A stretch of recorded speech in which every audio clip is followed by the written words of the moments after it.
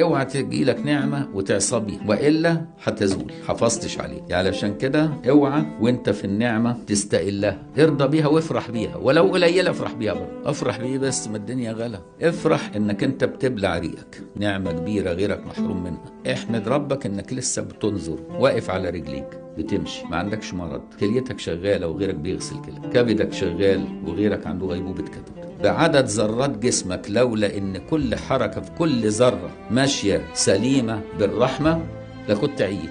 فانت بعدد ذرات جسمك بعدد نعم الله عليك. فاوعى تستقل نعمة ربك عليك عشان جيبك ما فيهوش فلوس. فلوس ايه؟ طب خلي جيبك مليان فلوس وواحد يفقد بصره، يفقد سمعه، يجي له ألم، يجي له خوف مزعج في قلبه، بانيك اتاك، يسموه نوبة رعب كده بلا سبب، يعرف يشتري الأمن. عشان كده اوعى تستقل نعم ربك عليك، انك واقف على رجلك، انك بتمشي من غير ألم، غيرك عاجز، محتاج حد حتى يأكله ويوصل له اللقمة بقه. فعشان كده اوعى تكفر بنعمة ربك علشان ما عندكش عربية، عندك رجل شايلاك، وعندك قلب بيحب النبي، دي تشتريها بكام دي؟ وعندك لسان بيقول الحمد لله، وعندك بيت يأويك ولو حجر، وعندك كساء ساتر عورتك، وعندك رب كريم، هتخاف من ايه؟ وعلشان كده اوعى الشيطان يضحك عليك انك تستقل نعمة ربك.